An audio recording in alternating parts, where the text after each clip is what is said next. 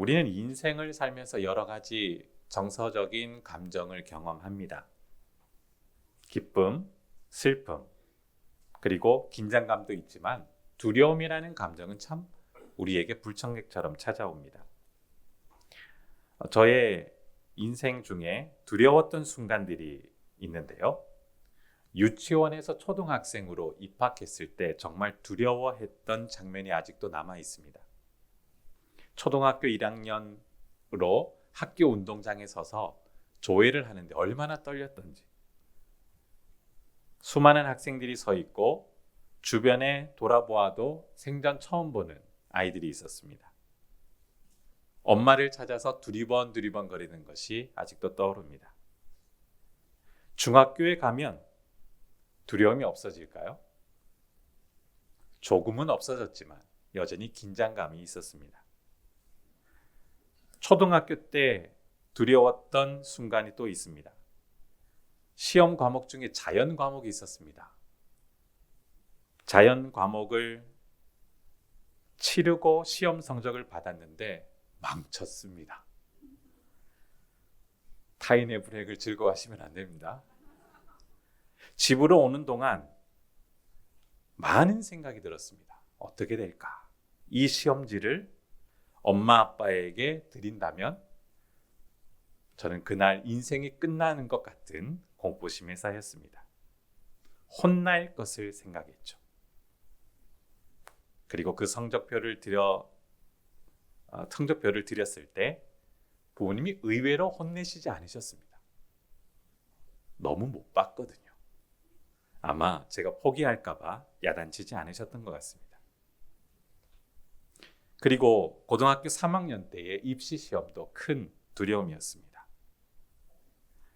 저는 생일이 빨라서 일찍 학교를 들어갔는데요. 7살에. 제가 학력 고3 마지막 세대였습니다. 그래서 선생님들이 얼마나 공포를 주냐면 내년부터 입시가 바뀌면 정말 어려워진다. 수능이라는 시험이 있는데 지금보다 더 어렵다. 그러면서 엄청나게 우리를 긴장시켰습니다. 시험을 치르고 그 성적으로 대학에 들어갈 여러 가지 문을 두드렸습니다. 전기, 후기 다 떨어졌습니다. 그리고 전문대도 떨어졌습니다. 갈 곳이 없어지자 두려웠습니다. 인생 실패자인가? 라는 큰 절망감에 빠졌었습니다. 전혀 그렇게 안 보이시죠? 네, 공부를 저는 처음부터 잘하지 못했습니다. 연애를 할 때에도 두려움은 찾아왔습니다. 이 여인에게 나의 진심을 이야기했을 때에 받아들여질 것인가? 거절당할 것인가? 몇 번의 거절이 있었기 때문에 자신감이 없었습니다. 그리고 용기를 내어 또 한 여인에게 저의 진심을 고백했습니다. 그 여인이 받아줘서 오늘날 가정을 이루고 살게 되었습니다. 얼마나 감사한지. 네. 그리고 결혼 이후에 첫 아이의 출산 때도 긴장감으로 그날을 맞이했습니다. 저는 남성이기에 여성들의 출산의 아픔을 공감할 수 없습니다. 얼마나 아픈지 감히 상상할 수도 없습니다. 여러 가지 의학적인 설명을 하시지만 실감되지 않습니다. 저희 아내는 몸에 이상이 있었기 때문에 수술을 한번 했고 결혼 이후에 근정으로 그리고 제왕절개로 2아이를 낳았습니다. 첫 제왕절개의 경험을 얘기해 주는데요. 의사가 마취약을 좀 덜 썼나 봅니다. 그래서 아파서 깼답니다. 몸을 뒤틀리자 이내 마취가 깬 줄 알고 다시 마취를 투입해서 잠들었다라는 생생한 경험을 저한테 이야기해 주는데 대패로 배를 미는 것 같은 고통이다라고. 그러니까 저는 모릅니다. 수술 들어가겠습니다. 간호사가 얘기하고 15분 뒤에 아기가 나왔거든요. 그러니 그 고통을 어떻게 알겠습니까? 신생아를 품에 안고 정신이 없이 지나가고 마취에서 막 깬 아내에게 수고했다라는 이야기를 했을 뿐입니다. 우리를 두렵게 하는 사건들 정말 많이 생각보다 우리를 찾아옵니다. 인생의 바닥을 치는 고통, 전에도 설명드렸는데요. 바닥이라고 생각했는데 또 어떤 단계가 있을까요? 밑으로 빠지는 수렁이라는 고통, 끝이 안 보이는 고통. 어느 정도 사람이 견딜 수 있어야, 버틸 수 있어야 일상생활을 할 수 있는데, 끝날 것 같지 않는 절망이 다가오면, 희망이 사라져버리면 정말 버틸 수 없습니다. 이 절망이라는 단어가 상당히 고약합니다. 사전적인 의미로 크게 두 가지로 설명되어지던데, 바라볼 것이 없게 되어 모든 희망을 끊어버린 상태를 절망이다라고 표현하고요. 또 이제 철학적인 용어로 설명되기도 합니다. 인간이 극한 상황에 직면하면, 어떤 상황이라고요? 극한 상황. 이건 견딜 수 없는 거죠. 그러면 인간은 스스로에게 유한성과 허무함을 깨닫게 되는데, 이런 정서적 상태가 절망이라고 합니다. 요즘 시대에도 청년들이 이런 안타까운 경험을 합니다. 절망스러운 시대. 만약 자녀 세대가 여러분에게 이렇게 질문한다면 어떻게 대답하시겠습니까? 어머니, 아버지, 성실하게 일하고 꾸준히 살면, 노력하면 성공할 수 있을까요? 부지런히 살면 정말 성공할 수 있을까요? 인정받을 수 있을까요? 어떻게 대답하시겠습니까? 그렇다라고 자신 있게 대답해 주셔야 되지 않겠습니까? 근데 왜 주저하실까요? 이전과 시대가 달라졌기 때문에. 이전에는 할 일이 없으면 땅을 파면, 농사라도 지으면 먹고 살 수 있다라고 했던 시대인데, 지금은 땅을 파도 아무것도 얻을 수 없는 절망의 시대라고 합니다. 정말 그럴까요? 네, 그렇습니다. 비정규직, 일용직에서 밀려납니다. 청년들은 사회초년생이라고 밀려납니다. 경력직만 선호합니다. 더 뛰어난 사람들에게, 실력이 뛰어난 후배들에게 밀려납니다. 많은 일자리가 자동화 시스템에 밀려납니다. 인간의 뛰어난 기술력으로 대체되고 있습니다. 성실히 살아도 결국 시대의 변화에 적응하지 못하면 우리는 이 세상에서 절망이라는 고통만 경험하게 되는 것이죠. 설교 초반부터 왜 이렇게 어두운 이야기만 하십니까? 라고 생각되시겠죠. 오늘 시편 13편의 이 배경이, 시인이 느끼는 정서가 이 정도의 무거움이기 때문에 그렇습니다. 시편 13편은 인간 내면에 감춰진 깊은 두려움의 감정을 우리에게 잘 알려주고 있습니다. 시인은 지금 본문을 살펴보면 치명적인 병으로 위험한 상황이다라고 추측할 수 있습니다. 3절을 한번 보실까요? 3절 함께 읽겠습니다. 시작. 여호와 내 하나님이여, 나를 생각하사 응답하시고 나의 눈을 밝히소서. 두렵건대 내가 사망의 잠을 잘까 하오며. 고통으로 울부짖는데 그 이유가 사망의 잠, 즉 육체적인 고통, 죽을 병에 걸려 지금 목숨이 위태롭다라는 것을 우리에게 알려줍니다. 죽을 병에 걸리는 사람을 우리는 공감할 수가 없습니다. 아프면, 치료받으면 대부분의 병은 낫습니다. 그런데 죽을 병은 어떻게 됩니까? 나을 수 있습니까? 없습니까? 나을 수 있으면 죽을 병이 아니죠. 죽을 병은 그 결과는 죽음입니다. 죽는 겁니다. 고치는 과정이 있을 수도 있고 치료하는 과정이 있을 수 있어도 결론은 어떻게 될까요? 죽는 것이 죽을 병이죠. 물론 요즘 의학이 발전되어 불치병이라고 불리던 병들에서 많은 부분 의학적인 기술력으로 고통에서 벗어나거나 치료할 수 있는 수준이 높아졌습니다. 그래서 이전에는 죽을 병이지만 지금은 죽을 병이 아닌 여러 가지 질병들이 있습니다. 그럼에도 현대 의학 기술로 고칠 수 없는 죽는 병들이 있는데, 시는 지금 그 수준으로 고통스러워하고 있다라는 것이죠. 죽음에 이른 이 고통뿐만 아니라 시인은 지금 정서적으로도 절망을 경험합니다. 1, 2절을 보시면 하나님으로부터 분리되는 고통을 겪고 있습니다. 1, 2절 제가 다시 읽겠습니다. 여호와여 어느 때까지니까 나를 영원히 잊으시나이까 주의 얼굴을 나에게서 어느 때까지 숨기시겠나이까 나의 영혼이 번민하고 종일토록 마음에 근심하기를 어느 때까지 하오며 내 원수가 나를 치며 자랑하기를 어느 때까지 하리까. 하나님의 진노를 받고 있는 상태처럼 지금 뭔가 버려진 듯한 고통으로 몸부림치고 있습니다. 더 나아가 원수들은 그를 조롱합니다. 3, 4절입니다. 제가 또 읽겠습니다. 여호와 내 하나님이여 나를 생각하사 응답하시고 나의 눈을 밝히소서. 두렵건대 내가 사망의 잠을 잘까 하오며 두렵건대 나의 원수가 이르기를 내가 그를 이겼다 할까 하오며 내가 흔들릴 때 나의 대적들이 기뻐할까 하나이다.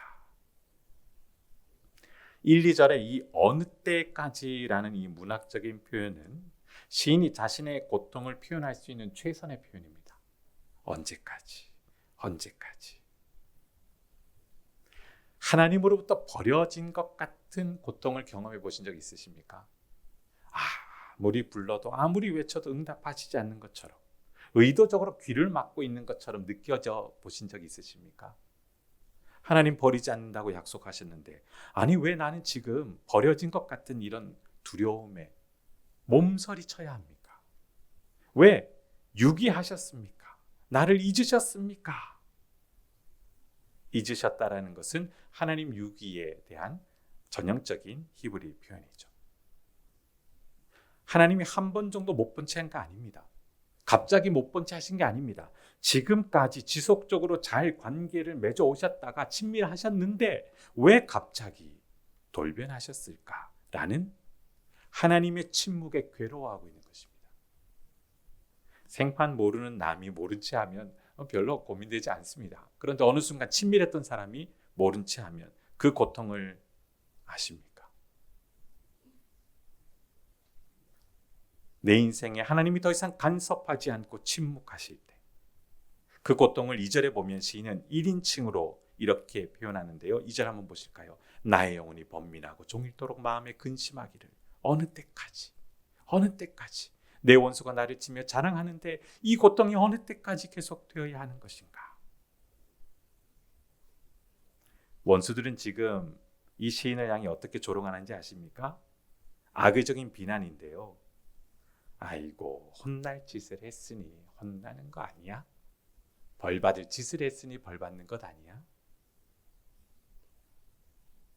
성경을 보면 믿음의 인물 중에 많은 분들이 이렇게 평가받고 있습니다. 욥도 그랬죠.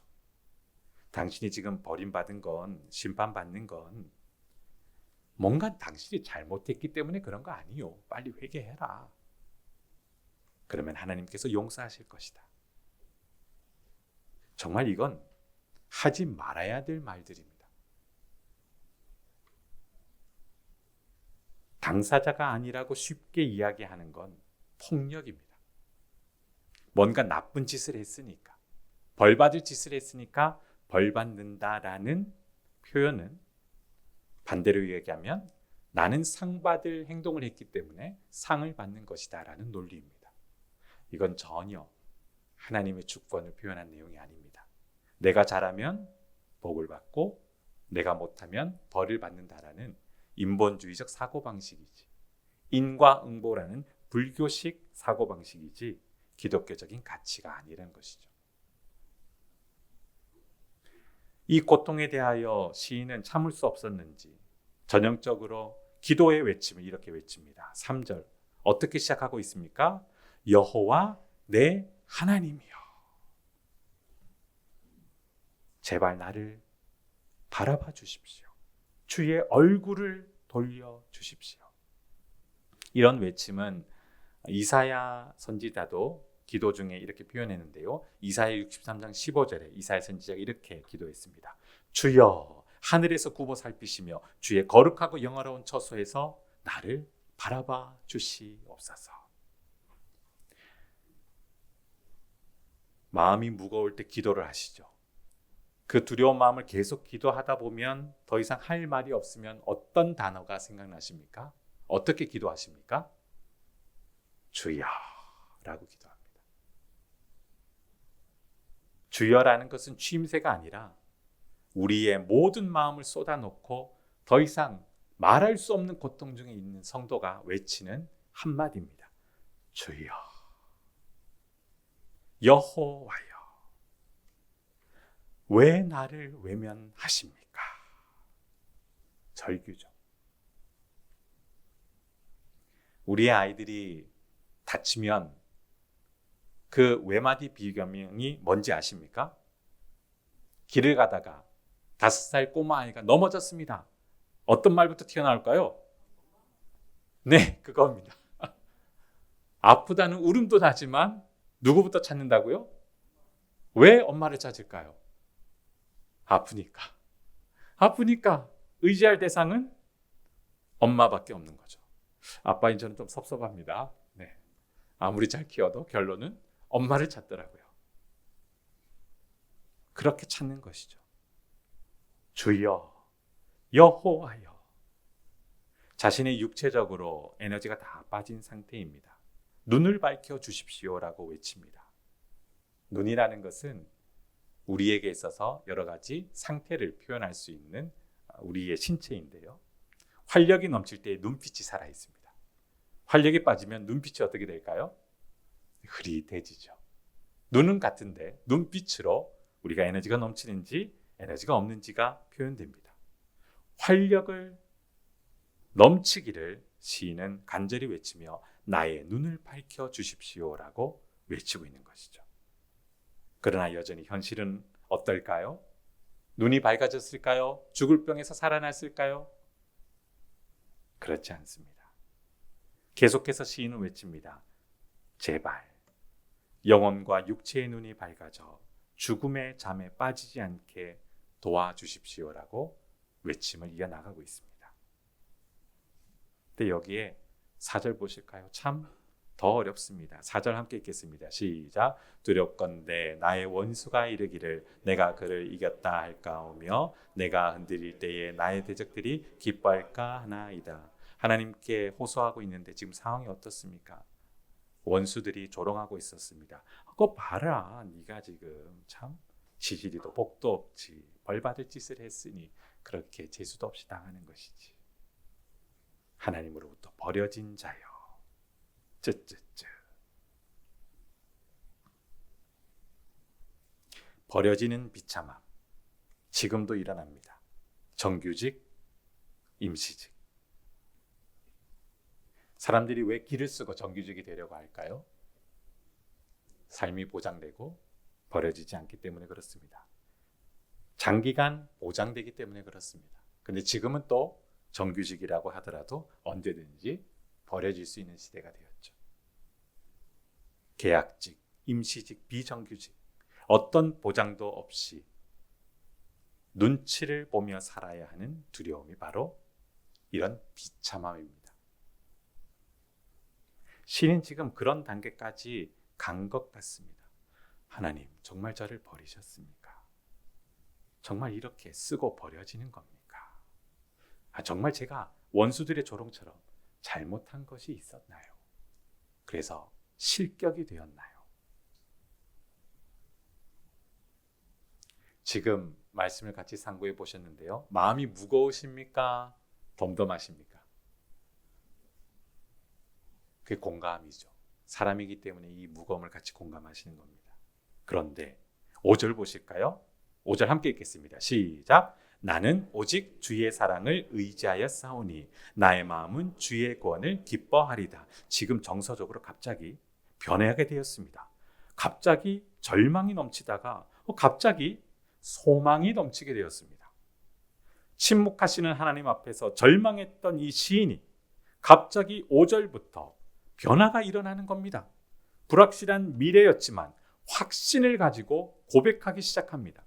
여기서 한글 번역 성경에서는 빠져 있지만 원어를 보면 이 5절은 그러나라는 단어로 시작된다고 합니다. 내가 지금 절망을 경험했다. 말할 수 없는 절망감에 몸부림친다. 그러나 5절에 나는 오직 주님의 사랑을 의지하겠고 나의 마음은 주의 구원을 기뻐하리라 라면서 찬양 돌리고 있습니다. 성경이 자세하게 설명하지 않습니다. 도대체 4절과 5절 사이에 어떤 일이 있었는지 부연 설명이 없습니다. 그런데 지금 시인은 정서가 바뀌었습니다. 4절과 5절은 정말 정반대의 정서적인 반응이 나타납니다.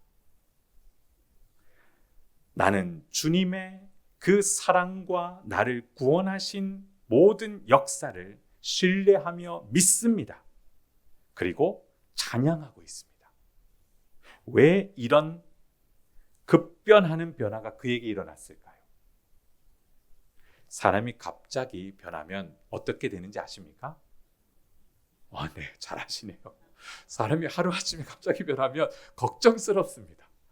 이게 변해도 어느 정도 갖고 변해야지. 갑자기 변하면 다들 걱정합니다. 아이고, 저러다가 진짜 정신줄 놓고 죽는 것 아닌가.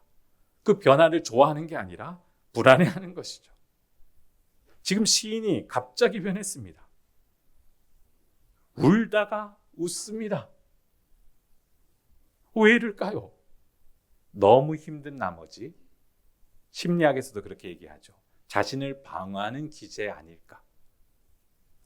급격히 우울해하다, 급격히 좋아지다가 이런 여러 가지 증상을 표현하는 용어들이 있습니다. 그럼 시인은 지금 정신분열 전 단계로 간 걸까요? 너무 고통스러워서? 6절 한번 보겠습니다. 6절 함께 읽겠습니다. 시작. 내가 여호와를 찬송하리니 이는 주께서 내게 은덕을 베푸심이로다. 자신이 지금 급변한 이 변화의 상태를 6절에서 여호와를 찬송하는 것으로 마무리하고 있습니다. 나는 여호와를 찬송합니다. 왜냐하면 그분께서 나에게 어떤 행동을 하셨기 때문입니까? 은덕을 베푸셨기 때문입니다. 이 은덕이라는 것은 개역 한글 성경을 보면 후대하셨다라는 것이고요. 이것을 더 풀어 설명하면 하나님이 시인에게 너그럽게 대하셨다라는 뜻입니다. 이사야 63장 7절에도 이 은혜가 있습니다. 내가 여호와께서 우리에게 베푸신 모든 자비와 그의 찬송을 말하며 그의 사랑을 따라 그의 많은 자비를 따라 이스라엘 집에 베푸신 큰 은총을 말하리라. 또 시편 116편 7편을 보면 구원하시는 하나님 향한 찬양시에서도 나타나는데요. 내 영혼아 네 평안함으로 돌아갈지어다. 여호와께서 너를 후대하심이로다. 이 은혜를 경험한 사람들이 동일하게 하나님을 향해 찬양하고 있습니다. 나를 후대하심, 너그럽게 대하여 주심, 은덕을 베푸심. 이 은혜를 시인이 경험했기에 육위에 대한 두려움에서도 육체적인 질병과 정서적인 절망감에서도 벗어날 수 있게 된 것입니다. 이유가 그거밖에 없습니다. 시인 자신의 요소 때문이 아니었습니다. 누구 때문에 변화되었다고요? 하나님 때문에. 너그러운 하나님의 은혜를, 너그러운 하나님을 대면하며 시인이 변화된 것이죠. 마음의 기쁨이 생겼고 두려웠던 마음에 확신이 생겼고 믿음의 용기가 생겨 찬양하고 있습니다. 이걸 어떻게 설명할 수 있을까요? 그런데 이런 현상은 지금도 성도들의 기도의 모습에서 발견됩니다. 기도하실 때에 때때로는 큰 소리로 하실 때도 있고 작은 소리로 하실 때도 있습니다. 울다가 절규하다가 신음소리처럼 읊조리다가 갑자기 웃음소리, 감사의 고백, 찬양하는 모습이 있으십니까? 없으십니까? 없으십니까? 그렇게 안 하십니까? 하소연하다가 어느 순간 감사합니다. 그러다가 주님을 찬양하는 찬송을 부르고 그러다가 또 불안하면 어떻게 합니까? 또 하소연하고 울고 침묵했다가 웃었다가 감사했다가 찬송했다가 약속을 외쳤다가 믿습니다라고 외치다가 또 불안하면 어떻게 합니까? 또 울고 하소연하고. 이런 모습은 지금도 나타납니다. 신앙이 없는 분들이 보면 완전히 공포 영화 수준이죠. 그런데 우리는 지금도 이렇게 하고 있습니다. 하나님과 기도하는 과정 중에 너무나 성도라면 이 모든 현상을 자연스럽게 경험하게 되는 것이죠. 한 가지 상황을 한번 설명드려 보겠습니다. 왜 성도에게 이런 변화가 일어날까? 어떻게 도대체 믿음의 용기를 내어 찬송하게 될까? 번지 점프와 스카이 다이빙을 좋아하십니까? 저는 정말 싫습니다. 이것을 하시는 분들이 이해할 수가 없습니다. 죄송합니다. 왜 죽을 짓을 하십니까? 그 높은 곳에서 왜 떨어지십니까? 저는 고소공포증이 있어서 절대 청력열차를 타지 않습니다. 아이들이 타는 수준은 탑니다. 근데 절대 하지 않습니다. 군대에서 헬기 레벨 훈련 한 번 한 이후 고공에서 떨어져 본 적 한 번 있습니다. 자이드드로 어쩔 수 없이 같이 갔다가 그것도 밤에 가서 겨우 가능했습니다. 전문 강사와 함께 훈련을 하고 번지 점프와 스카이 다이빙을 합니다. 이것을 즐기는 사람들이 있습니다. 그런데 한번 생각해 보십시오. 제가 고소공포증이 있는 제가 이것을 싫어하는 제가 전문 강사와 함께 번지 점프와 스카이 다이빙을 함께 한다면 할까요? 안 할까요? 안 합니다. 그걸 왜 합니까? 저는 고소공포증이 있습니다. 하기 싫습니다. 아무리 전문 강사가 저에게 가르쳐주고 수없이 입으로 설명하고 안전하게 지상에서 설명한다 해도 스카이다이빙, 번지점프 안 합니다. 왜 그런 어려운 일을 하겠습니까? 저는 이게 너무 싫습니다. 그런데 그 전문 강사가 하나님 아버지시라면 한 번 정도는 해볼 용기가 생길 것 같습니다. 그게 저의 모습입니다. 시인이 왜 변화됐는지 아십니까? 주변의 지인의 도움, 자신의 위기 극복 아닙니다. 누가 계셨기 때문일까요? 하나님이 계셔서 은덕을 베푸시는 하나님을 만나고 하나님께서 그렇게 만나 주셨죠. 은덕을 베푸셨죠. 그러자 절망해서 믿음의 용기를 내며 찬양으로 이어져 가게 된 것이죠. 말씀을 맺습니다. 사람은 인생을 살면서 수많은 두려움의 순간들을 마주합니다. 항공비 넘긴 것 같은데 더 큰 두려움이 찾아옵니다. 이것은 기독교 신앙이 없는 사람들도 동일하죠. 성도들도 이런 두려운 감정을 정말 많이 느낍니다. 신앙생활을 잘하고 있는데 갑자기 몸이 아픕니다. 갑자기 큰 질병에 걸렸다는 진단을 듣습니다. 그 진단을 들을 때에 좋아할 사람은 한 명도 없습니다. 두려운 것이죠. 하나님으로부터 버려진 것이 아닌가라는 유기의 두려움이 실감됩니다. 어떤 확정된 대답도 듣지 못하고 자신의 결과에 따라 변수가 생길 수 있을 것 같은 위험한 주변 상황에서 하나님은 우리를 향해 너그러운 은혜로 찾아와 주십니다. 그 너그러운 은혜는 거래 관계에서는 절대 성립될 수 없습니다. 수없이 실수하며 수없이 모든 것을 책임질 수 없는 사람을 향해 너그러운 고용주는 없습니다. 손해가 되면 자르죠. 그러나 친밀한 관계는 다른 것이죠. 하나님 아버지는 끝까지 너그럽게 우리를 수용하시기로 결심하셨습니다. 이 약속을 믿으십니까? 그래서 나의 하나님이 되시겠다고 하셨지 않습니까? 나는 너의 하나님, 너는 내 것이라.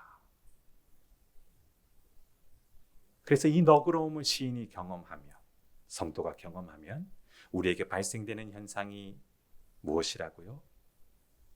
찬양과 감사를 드리게 됩니다. 믿음의 용기가 생깁니다. 그래서 성도는 한 번 기도하고 조금 마음이 좀 놓이면 기도를 멈추는 사람들이 아닙니다. 좀 살만하구나. 이제 숨 돌릴만 하구나. 그렇다고 기도를 안 하십니까? 더 기도하게 되시죠. 주의 뜻대로, 주의 뜻대로. 그러면서 주님과 함께 믿음의 인생을 살아갈 모험적인 용기를 내게 되는 것입니다. 타인이 볼 때 성도는 정서불안의 사람입니다. 갑자기 울다가, 갑자기 웃다가, 갑자기 노래했다가, 갑자기 또 절망했다가. 그러나 우리는 그런 모습을 보이더라도 그들의 눈에 보이지 않지만 너그러우신 하나님이 우리와 함께 하심을 우리는 믿습니다. 그 하나님 때문에 우리는 또 기도할 수 있고, 기도하며 이 은혜를 경험하면 경험할수록 은혜에 감격하며 확신하며 하나님을 찬미하는 믿음의 용기를 내게 될 줄 믿습니다. 오늘도 이 은혜를 부어주기를 소망하며 기도하고 우리의 인생 가운데 너그러운 하나님과 동행하는 저와 여러분 되기를 주님의 이름으로 축원합니다. 은덕을 베푸시는 하나님으로 인하여 우리의 모든 절망과 두려움이 하나님을 향한 찬송이 되게 하시고 믿음의 용기로 이어지는 은혜가 있게 하여 주시옵소서. 내가 노력하거나 혹은 내가 변해서 상황이 바뀌는 것이 아니라 하나님 때문에 이 모든 상황이 바뀜을 신뢰하게 하시며 이 한 해 살아가는 동안 우리에게 부닥치는 모든 두려움으로부터 하나님의 이 은덕의 은혜, 넉넉한 은혜가 넘치게 하여 주시옵소서. 우리 다 함께 기도하도록 하겠습니다. 이어서 두 번째 기도 제목 드립니다. 몸된 교회와 소속된 믿음의 가정을 위한 기도입니다. 올해 표어로 하나님께서 오직 예수님을 믿습니다, 오직 예수님을 전합니다 라는 주제를 주셨습니다. 또한 주제 말씀은 요한복음 20장 31절입니다. 오직 이것을 기록함은 너희로 예수께서 하나님의 아들 그리스도이심을 믿게 하려 함이요 또 너희로 믿어 그 이름을 힘입어 생명을 얻게 하려 함이니라. 이 은혜가 오늘 우리의 몸된 교회의 믿음의 가정에 있을 줄 믿으십니까? 그렇다면 함께 이 시간 주의 몸된 교회와 소속된 믿음의 가정을 위해서 이렇게 기도하실 텐데요, 은혜의 방편인 말씀과 기도로 근원적인 기쁨이 충만한 교회와 가정들 되게 하여 주시옵소서. 우리 다 함께 기도하도록 하겠습니다. 마지막 세 번째 기도 제목입니다. 우리의 지체들 중에 아프신 분들 계십니다.